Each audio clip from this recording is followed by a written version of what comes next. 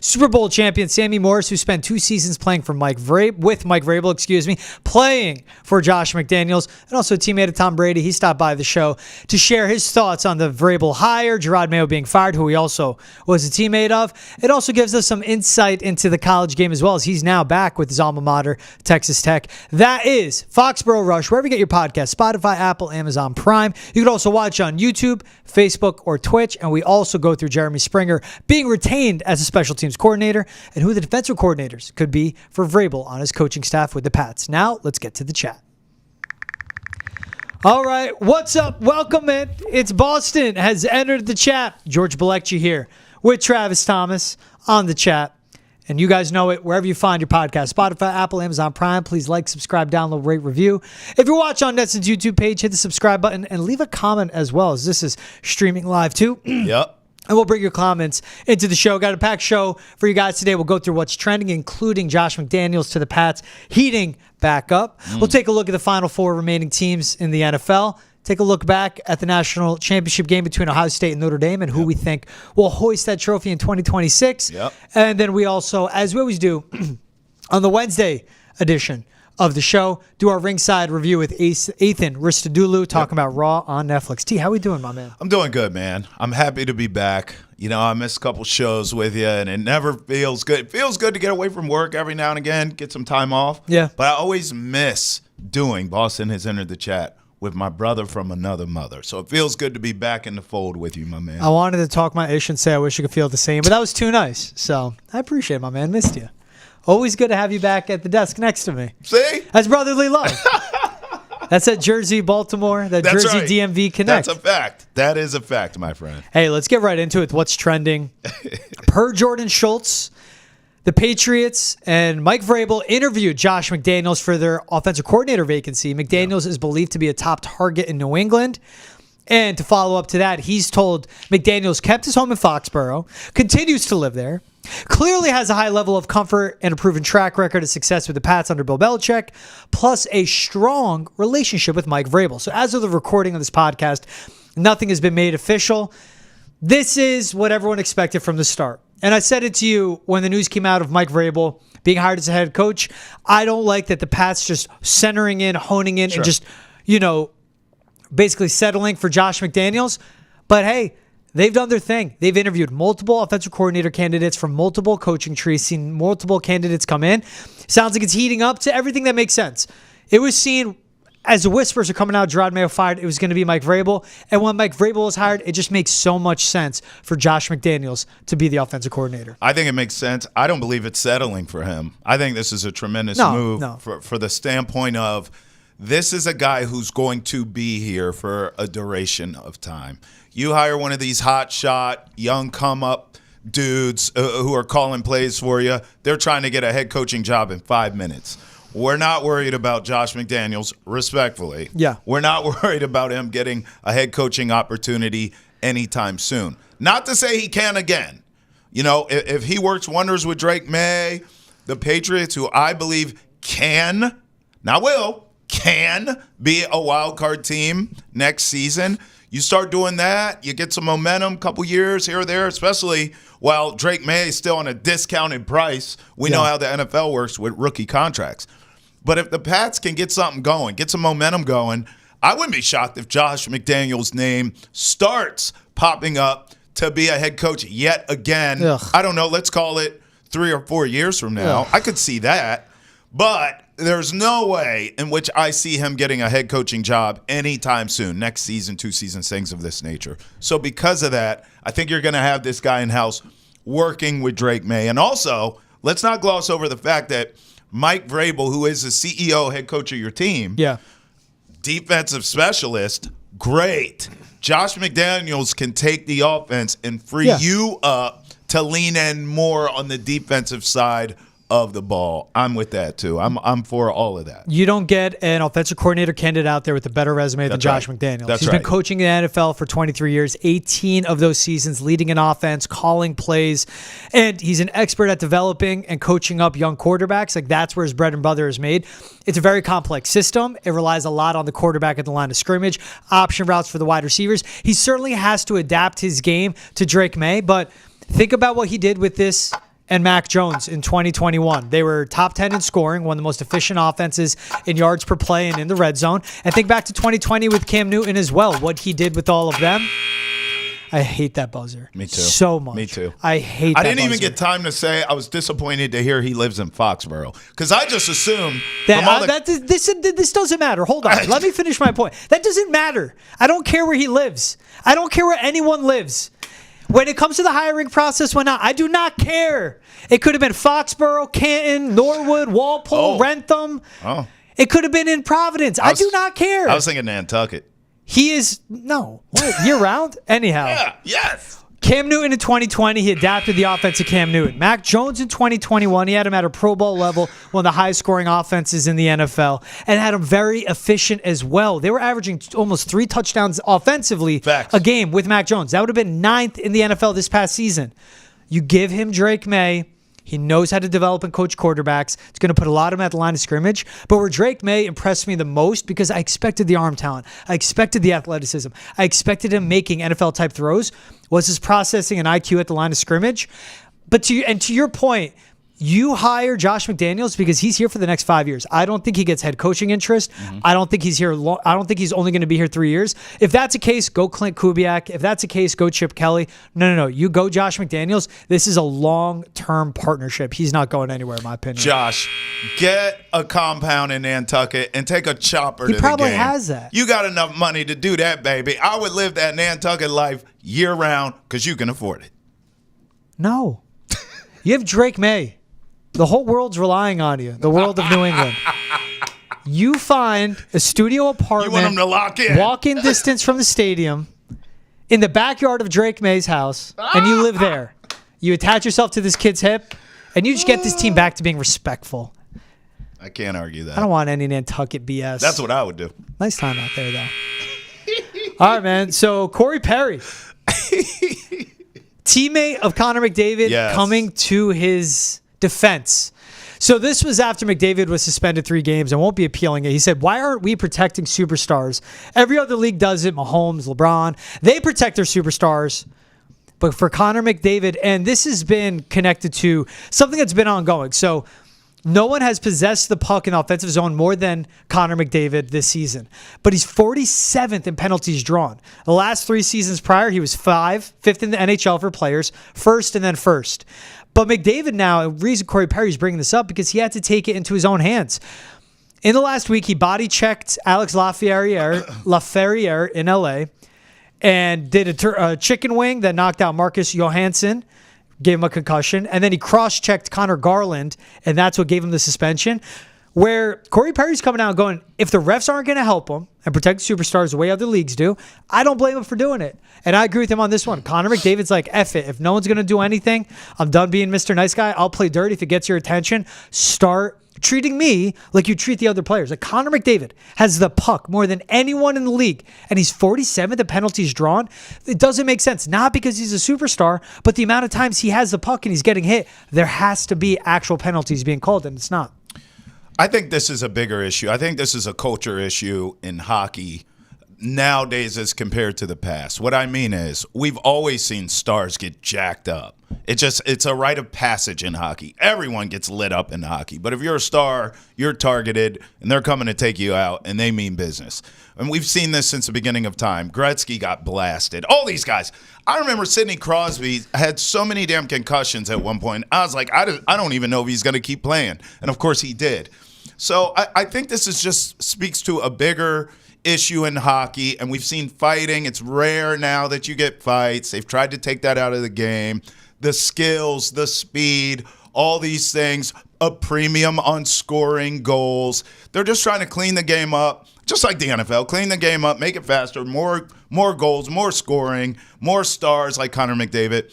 And that's where you run into this. That's why I say I think it's a bigger cultural issue in hockey. Because the NFL, why I bring them up, I mean, if you even look at Patrick Mahomes wrong, you're getting a flag, right? Yeah. So in hockey, you can't really do that. So, of course, these guys are going to be targeted and they're going to be, roughed up. Yeah. I think Connor McDavid got sick and tired of being sick and tired, and he's fighting back. I say good for him. But again, it's a bigger conversation to have of the culture of hockey. But I admire what Connor McDavid has done, where he's like, you know what? You guys are going to do this to me. I'm doing it right back to you, and I don't give a damn anymore. Yeah, I like that's that. it. And again, it's penalties that simply aren't being called. And as refs have said, they've come out in defense where refs like, look, if we call that penalty, we're going to have to call it every time. Right. And because he's touching the puck so much, they're not going to call the penalties. Well, that's BS. You have to protect the players. As an official, obviously, it's to make sure the game's played within the rules, but also you are the one to protect the players. And you're simply not protecting someone because they're so good and they have the puck so much. It doesn't make sense. That's part of the officials' jobs. They need to do the same. All right, going to baseball. So an 11-year-old pulled a Paul Skenes 1/1 debut patch card that's autographed. And as you see on the screen, the Pirates are trying to make a trade to get possession of that card. They would give this 11-year-old who lives in L.A. 2 season tickets behind a home plate for 30 years. He would be allowed to host a softball game at PNC Park, up to 30 people to play in it. Spring training experience meeting Paul Skenes. 2 autographed Paul Skenes jerseys. And then Livy Dunn threw in a spot in her suite during a game. For a card, I've looked up, Trav, could be worth up to $1 million. Taking that deal? All that package sounds good, right? But like, if I'm the kid, I'm putting myself back when I collected cards. Yeah. And if this had happened to me, I would not have cared about any of that stuff. Now, my parents might be like, hey, this is a really good deal, 30 years, blah, blah. I wouldn't give a. I have a Skenes rookie card, baby. The fact that this team's even tried to get this off of me tells me how valuable it is. Yep. No deal. Keep all that stuff. I hope this kid keeps the card, because that's the right play. Why do the Pirates care? Why do you want the card so bad? That's what I want to know. Worth $1 Can I million. ask the Pirates, what's behind this? Worth $1 million. Okay, well, it's worth $1 million to the kid, too. Oh, yeah. And what's $1 million to the Pirates compared to what $1 million is to a kid? You feel me? So I'm confused by this story. But I'll tell you this. If I'm that kid, no shot. I'm taking that deal. And I don't know his parents. They could be telling him something different. But if this happens to my son, I am telling him, do not take this deal, son. I'll take you to a Pirates game anytime you want. By the way, where is he? Didn't you say L.A.? He lives in L.A. What the hell does he Exactly. care? No deal, son. We're not taking the deal. That's what I would do. I would turn into LeVar Ball. I would speak for my entire family. We ain't taking this deal. Look, this is Paul Skenes supposed to be like the future face of baseball. Yes. Especially MLB being one of the best pitchers, is what he should become. And that's exactly what this card could become. If I lived in Pittsburgh and I'm a diehard fan, Still wouldn't take it. But also, I'm looking at that team and I'm going, what have you done that you can tell me the value of season tickets for 30 years is equal to $1 million? Fair. What is your proven and consistent track record of you being a serious team when it comes to competition? Are you the Dodgers shelling all this money? Right. Because sure, I would take it because those behind home plate, those tickets are worth a lot. Right. If it, I'd sell them and then I would get over $1 million in all return and everything you get. Sure. Give me to me, Shohei Ohtani. No. I'm holding on to this. Yeah. And I would rather bet on Paul Skenes becoming what he can. Sure.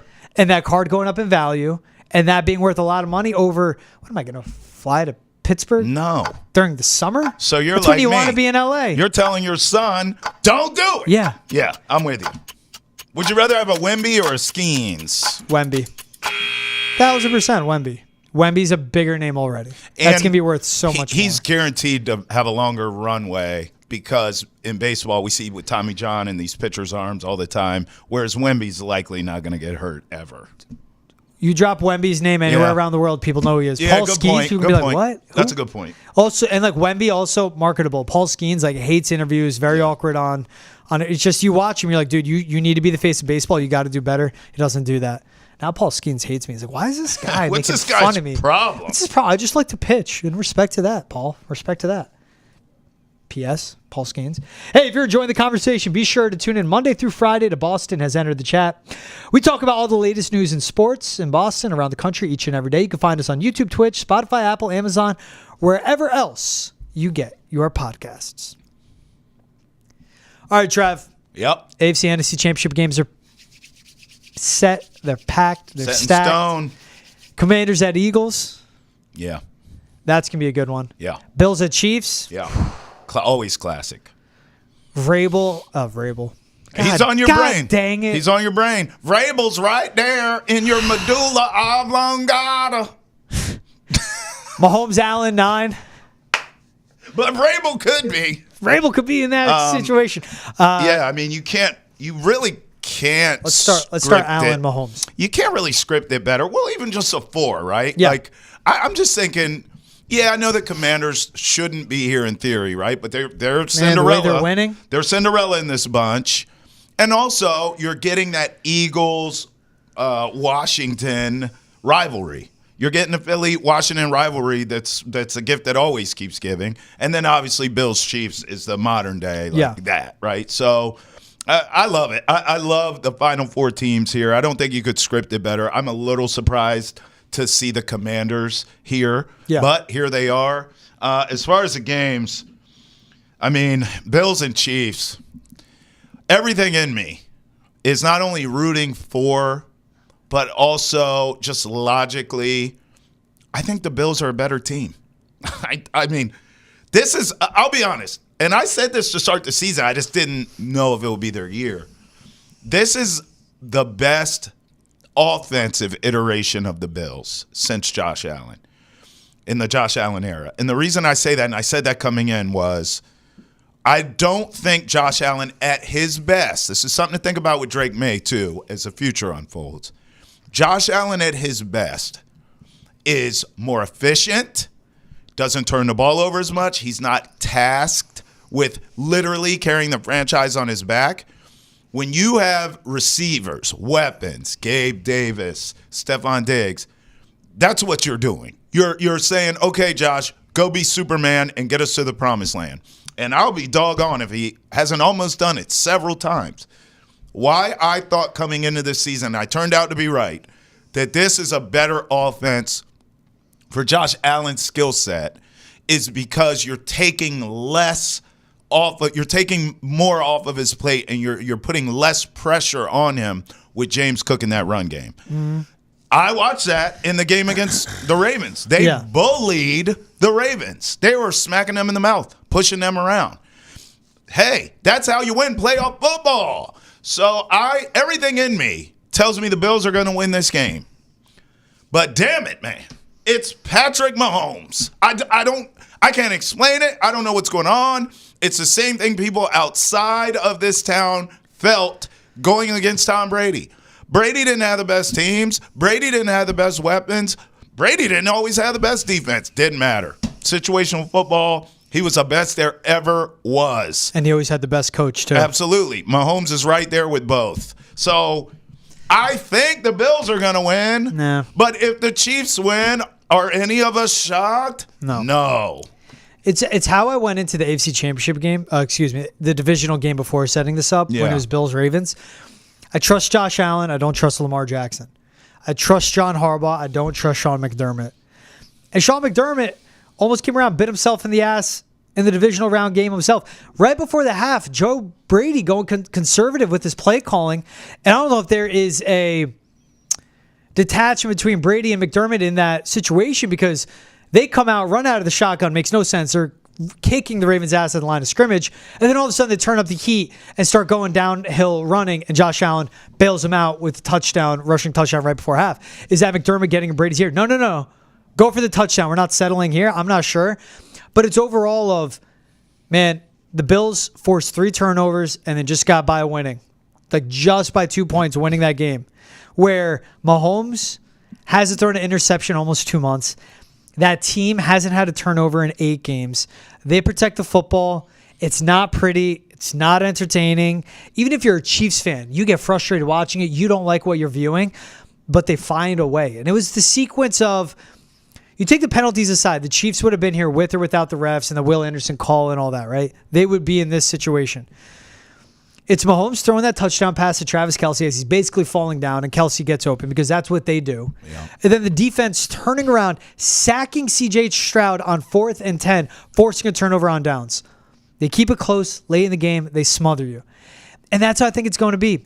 This Bills run defense does worry me. Their secondary does worry me. And the Chiefs also, their wide receiver room Only Xavier Worthy recorded catches. DeAndre Hopkins barely saw the field. So at his age, what's going on? Especially coming off a bye. Sure. I thought you'd be healthy and ready.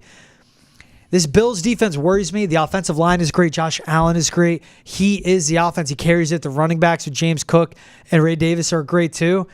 It's this Chiefs team, and it's Andy Reid. It's in Arrowhead. I would love to see Josh Allen. Still, you need difference makers on the outside, and you need a defense that can get stops. I just don't trust this Bills team in that. And the head coach doesn't elevate them in any way. I would love to see Josh Allen with a head coach that can elevate him. Well, I tell you what. This is where a home field advantage is so damn important. Not to say that Mahomes has not come into Buffalo and ripped their hearts out before. We know that that's capable and that's possible.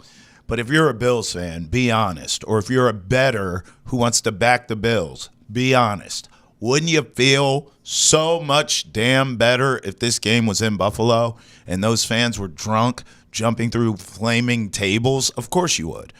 Going to Arrowhead could end up being the X factor here. In a game where the margin for error is so thin on both sides. Yeah, I agree with you. I mean, even the defensive side of things. Of course, the Chiefs' defense is better than the Bills. Could come down to that. Yes, coaching. Check the box for the Chiefs there, too, with Andy Reid. But that being at home for the Bills could be a huge advantage in this game if it were there. It could be a box checked for them. Instead, you don't get that. It's another box check for the Chiefs. That's where it feels like mission impossible. Yeah. But with that being said, just watching from this year, Josh Allen's having a better year than Patrick Mahomes. Yep.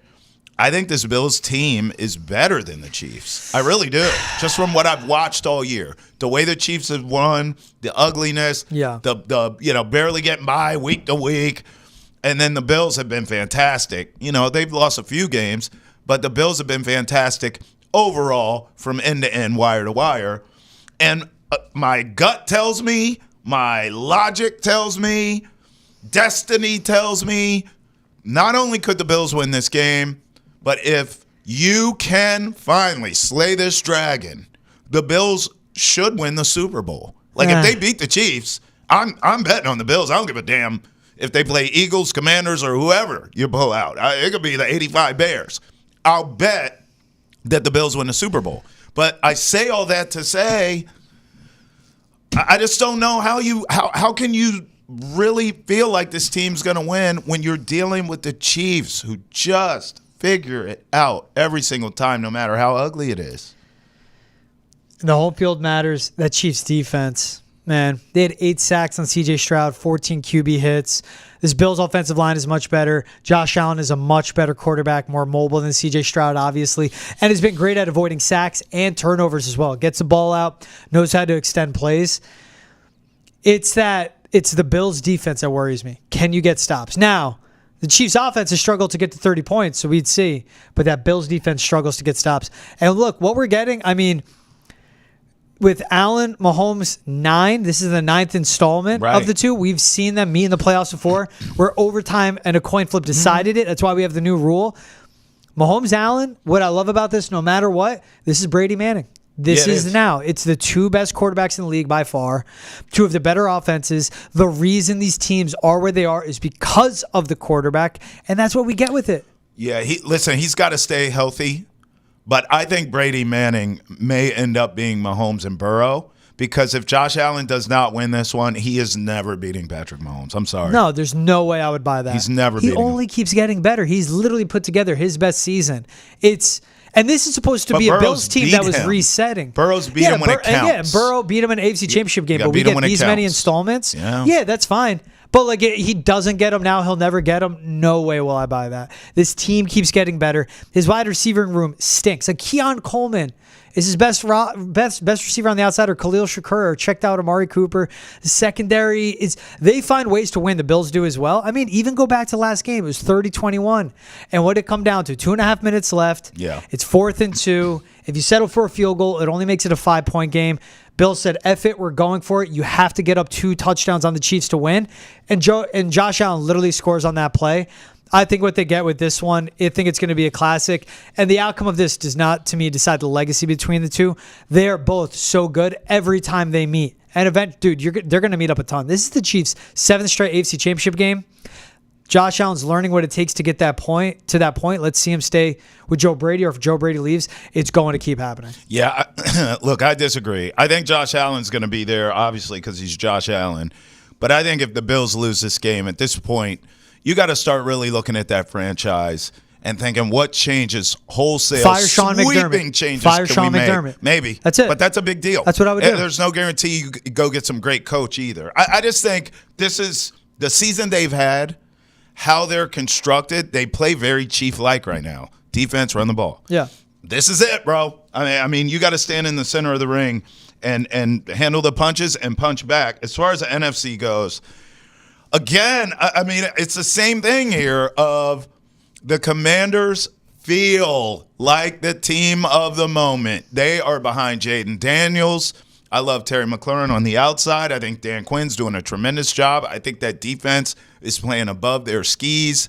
I don't think they're quite as good as they are playing.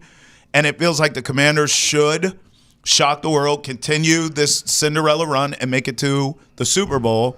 But Jalen Hurts, Sirianni, Saquon, A.J. Brown, Smith, the defense, it is star central on the Eagles. They're at home. I just don't know how the Commanders get it done. But I picked against them every week in these playoffs. What the hell do I know? Well, this would be different. I mean, this Eagles team is healthy. They're much better against the run and pass than that Lions defense was at that point, where the Lions could not get stops for the life of them. And we've seen these teams meet up twice. Look. Washington won 36-33. Philly won 26-18, but there's no Jalen Hurts when Washington got that win in that high-scoring game. Yep. Both are top 10 in their pass rush, but also their pass block win percentage. So both teams find a way to win at the line of scrimmage. Washington's run defense, 19th in EPA, 16th in success rate. And what Saquon has done against the Commanders in 2 games this season, 296 rushing yards, averaging over 5 yards an attempt, and averaging over 3.5 yards before contact. If you are not beating the blocks and winning at the line of scrimmage against the Eagles' run game, they're going to get downhill. They're going to control the clock. They're going to kick your ass, tire out that defense, and they're going to keep Jayden Daniels on the sidelines. And Daniels, at his worst, is when under pressure. He's fine against the blitz. The Eagles don't blitz. And I've said about this defense. They rush 3 or 4, 2 high safety, zone. They have 2 good corners that can match up on the outside. And they just find a way to pressure the quarterback, sending 3 or 4, but having their guys back. And with the athleticism they have at the second level, like talking about like a Zach Bond, that's a guy. It's tough with Jayden Daniels. You need to have a spine there, someone to keep their eyes on him. Don't let him make too many plays with his legs. And Jayden Daniels is so special. This Eagles defense, this Eagles team with the offense, they have the playmakers on the outside, but it's the offensive line in the run game that separates them. Yeah. I did it. I took the Eagles once it was set, plus 190. I got them just under 2-1. I took them future to win the Super Bowl. Yeah. I think they have the recipe to beat the Chiefs. The Chiefs keep getting by. Yeah. And it worries me to bet on Jalen Hurts. He just hasn't been that guy this season. Mm-hmm. But the Chiefs' run defense isn't the best. And that's what it comes down to. The Eagles are healthy. They're powerful. They win at the line of scrimmage. And there's just something about this team. They are right in every facet. On defense in the secondary, up front, we're led by Jalen Carter. And then offensively, 2 great tackles. Saquon Barkley, 2 good players on the outside. It just seems so easy. I can't look. I had a Lions Super Bowl ticket, as you know. So once that was knocked out, I'm out of the game anyway. I don't need to bet on who's going to win this thing. I'll wait till the actual Super Bowl and just bet the game. But it just seems too easy. The Eagles on paper, they're so damn good. I hear everything you're saying. You're not wrong. Football rarely happens this way. It feels like we're headed for that rematch. Chiefs, Eagles that we saw just a few years back, and watch it be Bills, Commanders. Like, it's just how it goes. I'll tell you what, Jayden Daniels, I keep seeing this comparison of, well, if you look at the numbers, C.J. Stroud a couple years ago, Cam Newton's rookie season, Big Ben won a Super Bowl and all this. This kid's better than all of them. I watched all of them. He's better than all of them, okay? I ain't buying it. I think Jayden Daniels reminds me more of almost like a Magic Johnson type of impact. Magic Johnson, as a rook, went on to win the whole thing and was the catalyst, quite frankly. And it was because each moment got bigger and bigger, and it didn't matter. Magic kept showing up. We know he's all-timer, but I'm just saying rookie year. That's what Jayden Daniels feels like to me when I watch him. It's almost like the bigger the stage, he's just more calm. I covered Flacco in Baltimore. He had the same kind of traits. He's not as gifted as Jayden Daniels. Please don't get me wrong, because I'm not even really a Flacco guy. But he did have that trait of the bigger the stage, the bigger the moment. It was almost like the more calm he got. That's what Jayden Daniels has here. If I see a Buffalo-Washington Super Bowl that takes me back to my childhood, sign me up for that. I'll take that all day long. Who do you think you're going to get, though? Who are going to be two teams in the Super Bowl? I think it's going to be Eagles-Bills, and I would bet right now on the Bills winning it. I'm thinking it's Eagles-Chiefs, and I'm taking Eagles winning it. Get them on that future. Mm-hmm. That's it right there. Get them at plus money. We'll see. Hey, if you want the latest on the Patriots in the NFL, make sure to check out new episodes of Foxborough Rush. Drake May needs help. We discuss how he can get it quick on Nesson's Football Podcast. Foxborough Rush, available on YouTube, Spotify, Apple, Amazon, wherever else podcasts are found. Trav, quick revisit back to the trending topic. Yep. Now coming out, Ian Rappaport of NFL Network. The Patriots are expected to hire Josh McDaniels to be their offensive coordinator, sources say. All right. His third stint in this role.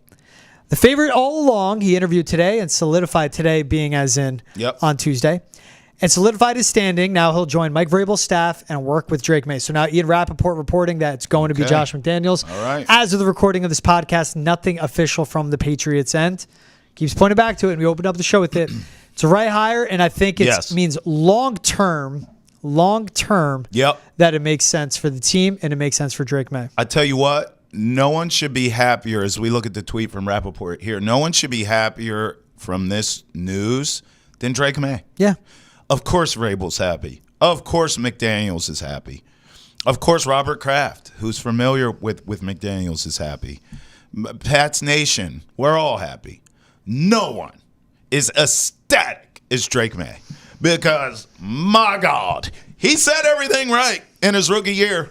I'll give the kid credit. Yeah. He didn't go up to the podium and throw anyone under the bus or put his foot in his mouth or point fingers like we saw others do. No. Drake went up there, true QB1 fashion, like a veteran in the game, even though he's a rook. Yeah. Said all the right things, did all the right things. But you know damn well, deep down, or when he went home and talked to his girl, he said, man, these play calls are atrocious. This offensive line can't block anything. I have zero weapons. This is ridiculous. Seems like a Southern gentleman. No, I'm saying at home in private. But now he gets Josh, and he's like, oh, this is what it's going to feel like to be a pro. Yeah. My coaching staff's going to know what they're doing. Maybe I'll get some weapons. This could be fun. No one's happier than Drake May right now. Look, again, this is a guy that's adapted his offense time and time again. Yep. I mean, change as it's gone during his time with Tom Brady. Yep. No better resume for any offensive coordinator out there, for any of the candidates. That's right. 23 years as an NFL coach, 18 leading an offense, calling plays, even when he was in the head coaching role. And that didn't go well, but this guy as an OC is proven. Mm-hmm. He's experienced. He knows how to build out a staff. And just like Mike Vrabel, the standard he has for the play on the field is sky high. And where he had this offense operating with Mac Jones at quarterback back in 2021, he had to redo it in 2020 with Cam Newton. He had to reshuffle it in 2021 with Mac Jones. In 2022, he gave Derek Carr his last Pro Bowl season and made him still look respectable as a starting quarterback. It puts a lot on the quarterback at the line of scrimmage. It's very complex, very complicated, but Drake May has the IQ and processing to make that flourish. One thing I want to see from Josh McDaniels, Trav, I'll tell you this, would love him to spend a week or two with Chip Kelly. And he goes, run me through, again, to modernize his offense, run me through what you did with Will Howard at Ohio State. Because if you watch Josh Allen in Buffalo, Jayden Daniels with the Commanders, Jalen Hurts with Philly, Lamar with Baltimore, if your quarterback has legs and he can use them, you use them.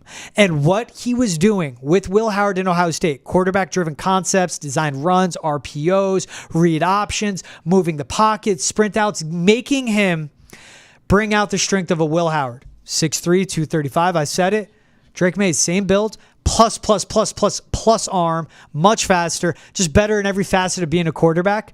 But what Chip Kelly was doing to bring the most out of Will Howard's game and maximize his potential, I want to see Josh McDaniels learn that from Chip Kelly to bring it to Drake May. No more protecting him. The legs are an asset that's valuable for him. Start using them. And it's more than just showing us read options in the red zone. No. You build the offense around your best player. Like Mike Vrabel has said, he did it with Derrick Henry in Tennessee. Your best player is Drake May. Build the offense around him. What an upgrade. What an upgrade for this staff. I love everything happening from Vrabel to McDaniels. I'm sure they'll nail it with the defensive coordinator. Patriots, we are so bleeping back. This is fantastic. This is great news. All right, so talking Chip Kelly, of course, he's coming off that national championship with Ohio State, Ryan Day, the head coach. What a turnaround, man. Lost to Michigan for a fourth straight year. At that point, everyone was saying, if Ryan Day, the only way he doesn't get fired is if he wins a natty, but everyone's like, they're not going to win it. They're losing to Michigan at home when Michigan's this bad. Ohio State won. Great game between them and Notre Dame. Ohio State looking way ahead next season. Already the favorites, plus 450 to repeat as national champions. They're going to lose a lot, but they bring back Jeremiah Smith, Caleb Downs for their junior season. Julian Sain will be transferring from Alabama. That's a 5-star quarterback. It's Ohio State, man. And let's see, Ryan Day stays, of course. Let's see if they bring back Chip Kelly, but it's amazing to see them already as favorites, expected to repeat as national champions. It's not the worst bet I've ever heard if you want to go that route. Texas right behind them at 5-1. Yeah. Also not a bad bet, especially now you transition to the Arch Manning era. And we know, too, Sark's due at some point to win one of these big damn games. So I don't hate Texas there, but those are easy. Ohio State, Texas, boring. If you want to find some value, there's two teams that I have my eye on, and both of them, you're going to wince when I say it, but hear me out. Penn State at 9-1. See? Now, James Franklin does not win the big game. So if you make this bet, just know that likely he's going to let you down. Talent-wise, though, my God, Drew Aller, one of the best quarterbacks in the nation, comes back. Many thought he would go to the NFL. I thought he should have. He comes back to school. Okay, this should be your Heisman moment. He has not one but two stellar running backs. They're going to run the ball down people's faces, and then Drew Aller is going to go up top. I like Penn State at 9-1. Their defense is always good. Just remember your coach chokes, so be careful there. Here's a long shot one. Clemson at 20-1 for similar reasons of Penn State. The difference is their coach can win in Dabo Swinney, but they bring back Cade Klubnik, who should be, he could be a Heisman frontrunner, to be honest. I think at quarterback, when you have a returning quarterback as good as he is and a head coach as good as Dabo is, they are very deep at wide receiver too. Got to figure out that defense, as we saw in the playoff, but you can do that. You can do that between transfer portal, NIL, all those things. Fix that defense. I think Clemson at 20-1 in the crappy ACC. Sorry, BC, you'll be better, but your conference stinks. In the crappy ACC against Bill, Chapel Bill, and all of them, Clemson's going to win. Okay, they're going to win the ACC. So you're going to be in the playoff, and then anything can happen. I like them at 20-1. LSU 20-1, just ahead of Clemson. Got to figure out the quarterback. Grant Nessmeyer's back. And that's a guy with experience, again, learning in Brian Kelly and his system. You like him? They've already brought in 16 transfers in the portal, 8 of those guys being 4-stars. They're ahead of everyone. They lead the transfer portal in recruiting rankings. Nussmeier's just good enough. Will Howard and Riley Leonard just played in a national championship game. Yeah. Riley Leonard did not remember how to throw a football in the entire first half. I was really impressed by him in the second half. Right. You bring back your starter, Nussmeier. He knows the system. He's comfortable. But it's how Brian Kelly is attacking the portal already. Look, you lost. They're losing both their tackles to the NFL. That's hard to replenish. Yep. But that's a team that you know what they're getting in the front seven. Again, what they're doing in the portal already. And I really like that number at 20-1. If not them, I just don't know. Like, Arch Manning, yes, I like him with Texas. Texas is losing a lot from that defense. Yeah. And it honestly is. I saw Penn State 9-1. I see Drew Aller. I keep seeing James Franklin, no offense, his bald-ass head staring me in the face. You look good bald. He's a guy that you shouldn't be bald, James. You should be wearing a hat at all times. And that's where I go with all that. I'm too sexy for some hair. Oh, my God. Too sexy for some hair. Hey. This is a G-rated program that we got here. Is it? I don't know. Notre Dame 16-1. Not terrible either, though. It's all quarterback-eel, though. Hey, he took Riley effing Leonard. I know, but I like him. You were the hater. He can play, bro. No, he can't. Just wait. When he runs the ball 9 straight times, Just you can't wait. rely on. No. Someone, mark my words. Stop. But someone clip this off. Yeah, who is he? Landry Jones? He's going to be moved from quarterback to tight end? No, someone in this league No. who knows quarterbacks. We'll go with Will Howard. They're going to take him late. They're going to take him late.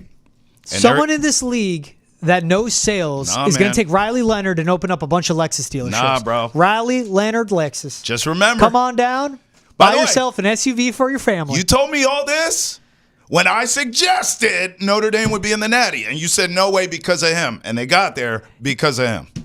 Yes, and it was I'm just 7. saying. They scored 7 on 75 yards. They net -3 yards the rest of the first half after that drive. He could not hit the broadside of a barn. I'll tell you what. He's not an NFL quarterback. I'll tell you what a great NFL quarterback mind will see with him. Big kid, strong arm, didn't have receivers. He doesn't have a strong arm. He didn't have receivers. They're going to say, let us develop this kid. Will Howard. And watch. Yes. I like him too. For more on the Red Sox offseason, check out Nesson's Baseball Podcast, 310 to Left. We know you have a lot of questions about the Sox future. We ask the players, coaches, executives, and alum those same questions on 310 to Left. Find on YouTube, Spotify, Apple, Amazon, and wherever else you get your podcasts. All right, time for Ringside Review with our very own Athan Hristodulu. Week 3 of Raw on Netflix. Eighth, what did you think? It seemed like a slow night out there in the ring. So in between turnbuckles, inside the turnbuckle. I see what you did there. I'm new, guys. I'm catching back up. I'm not making fun.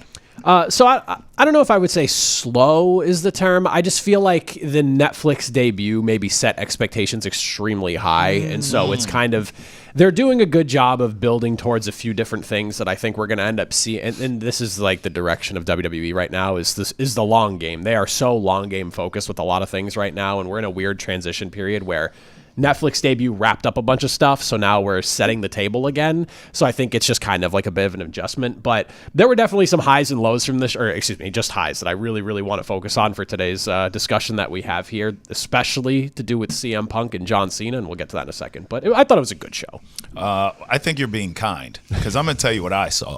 It felt to me like they mailed it in, because you had the college football national championship game on. This is my theory, Athan. I think this show was boring as hell, and it was by design because they didn't want to compete with football, the college football natty, to be specific. That's what I think. Am I being crazy? Am I being unfair? Or do you think maybe I'm onto something here? Listen, man, I might say that Notre Dame maybe mailed in the college football playoff. But to be fair, like I said, there is a lot going on right now in the sports world, and Monday Night Raw suffers from dealing with football all fall long. So it is a battle that they deal with. And, you know, in my eyes, if that is the case, I'm okay with it, just because you want to save the best that you have for when the most eyes are going to be there. So if you felt it was a slower night, that's fair. And I'll be honest, there was a couple of moments where I even felt the same as well. Yeah. But again, that transition time as they're kind of like resetting the table for some of the stories they're setting up for as we get set for the Rumble,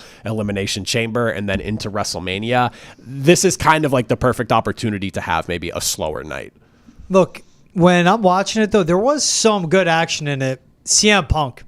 What a promo that guy got. That guy cut. And then calling Hulk Hogan Dusty.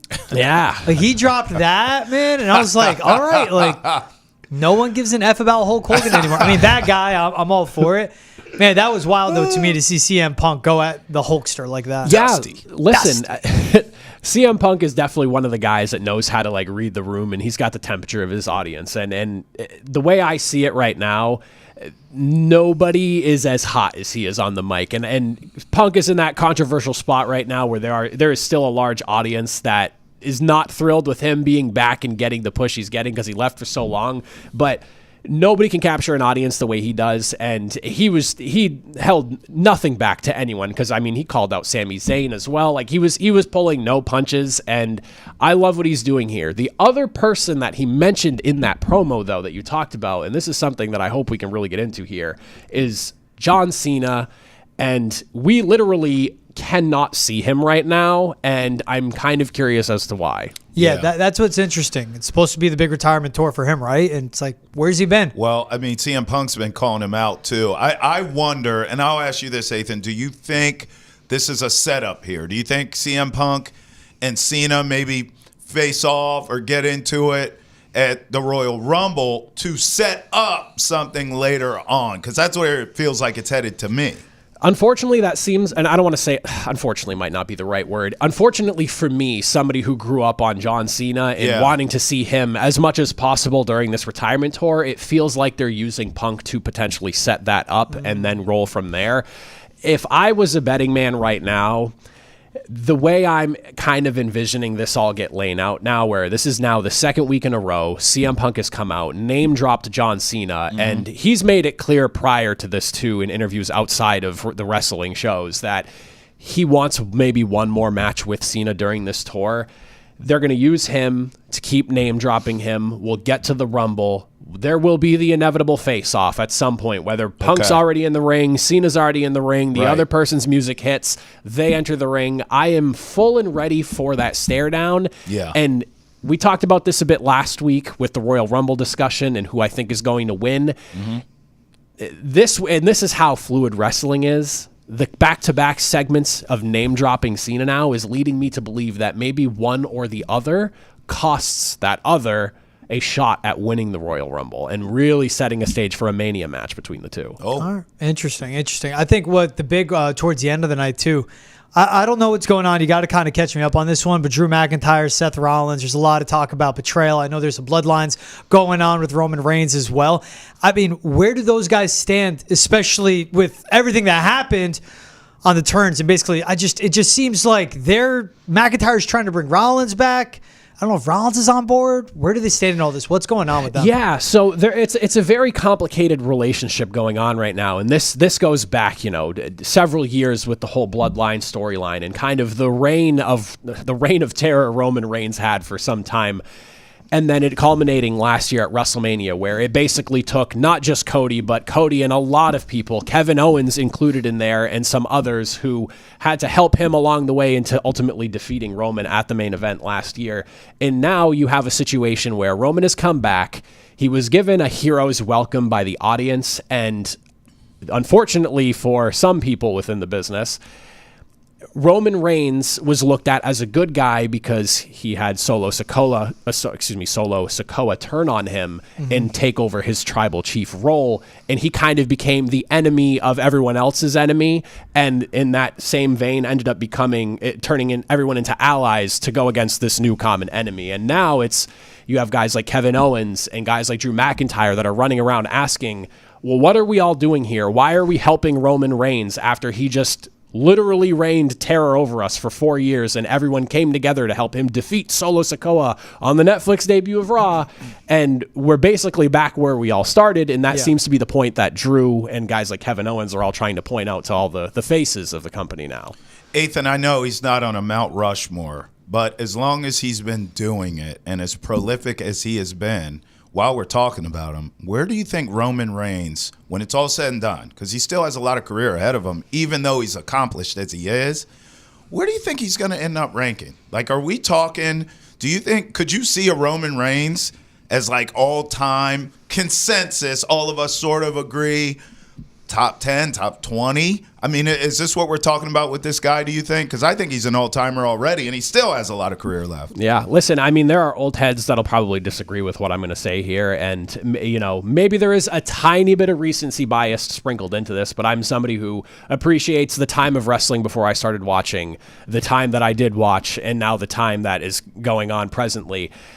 Roman Reigns, from the championship run that he had, which spanned over basically 4 years of time, and everything that he has done, the way he carried the company into this era where WWE is more popular, it is more financially secure than it's ever been in any shape or form, it's hard to argue that he isn't one of the greatest, if not the greatest professional wrestler of all time. And when you have guys like even John Cena that are willing to even say things like that and allude to it, I think it goes without saying. And I mean, Triple H, the guy who runs the show now, he's on that Mount Rushmore if you want to throw him on there as well. And if not Mount Rushmore, he's somewhere of importance. At this point, it's hard to argue against him. He is the guy. Okay. Listen, I sold him short, and I'm a fan. Yeah. You're saying he's already one of the GOATs. Oh, absolutely. Because I'll tell you who I was going to compare him to. Maybe this is lunacy. But I look at a Randy Orton as a guy who's an all-timer, and I sort of hold them in the same wavelength, I guess, the same stratosphere. It sounds like I'm tripping, and he has usurped Randy Orton. Is that fair? That's honestly, it's fair to say. When I look at Randy Orton and just the span of his career, all-time great professional wrestler, but Roman Reigns' popularity extends beyond professional wrestling itself and into the mainstream, and that's something you have to take into account whether you're a wrestling fan or not. And just looking at the grand scheme of things, Roman transcends just professional wrestling, and again, he has helped carry this company out of the COVID era when there was not a fan in the arena, and you're doing nothing but performing in front of, when they were doing screens or no screens, and it was just piped in audio noise, to drag them out of that era, keep the company alive, and bring them to where they are today. It's very hard to argue against Roman. And again, The Rock, Stone Cold Steve Austin, Hulk Hogan. I get it. Undertaker, my favorite guy. Like, there's a lot of names that can be thrown out there, but Roman put the company on his back for half a decade when nobody else was able to do what he would do. All right. I mean, that's a huge endorsement right there. Hey, Ripley, Jax, who you got? Tread lightly. Travis's favorite wrestler. Saturday night's main event. Yeah. Isn't he? It's Ripley. I'm a big Jax fan. It's Ripley. I'm sorry, Trevor. It's gonna be Ripley. She's back. She's on a tear. She looks as good as she has in some time. And if I have to envision it, she's probably carrying the title not just into this year's WrestleMania, but quite possibly next year's as well, without dropping the title at any point in between. And Jax will be back, George. Don't worry. She'll be back. I got Ripley in it too. No offense, Trav. I know it's your favorite wrestler. Sorry, I'm picking against your go on this one. Better move. Penta with another Mexican destroyer. Or Zoe Stark with that springboard drop kick. I think I know the answer to this one. No, listen, I might disappoint you here. I'm going to have to go with Zoe Stark's missile drop kick. No, I agree. Springboard off the ropes. It was perfect. Come on. Come on. No, the timing, Trev. Really? You watch it, you're like, holy. Wow. It's those types of things that make wrestling beautiful in the sport that it is. With the way, those are the types of things you can't script. That just happens, and that was, like you said, chef's kiss. Beautiful. It was like the timing. It's there's the setup to it going down. You know, basically it's like in the football terms of it, how I look at it. It's like an offense running a play for a particular moment, a particular time in the first half, setting it up in the fourth quarter, run the same scheme, receivers wide open, quarterback doesn't have to look, just lets the ball go. The timing was immaculate on it. I saw that. I got fired up seeing Penta do his thing. Same night Rey Mysterio's out there. Yeah. The springboard drop kick, though, I was like, that has to be the moment of the night. Absolutely. Slam of the night is what I like to call it. Slam of the night. I like it. Slam of the night on the Ringside Review. Eighth, always good to have you stop by, man. It's fun talking to you. Even on the quieter nights, it feels like there's still so much going on and so much looking forward to. And Royal Rumble's right around the corner. Things are about to get very, very hot. All right. It's like a show, man. You got to break out big episode 1, 2, 3, you know, set up the storylines. Let's dip it back up, start going back towards the sky in the next few episodes. He's Athan Hristodulu, stopping by, as always, with a Ringside Review. He's Travis Thomas. I'm George Balekji. This is Boston has entered the chat. Make sure to get new episodes wherever you get your podcast. New episodes dropping every Monday through Friday. You can also watch on YouTube, Facebook, and Twitch. We'll see you guys next time. Have a good one, everyone.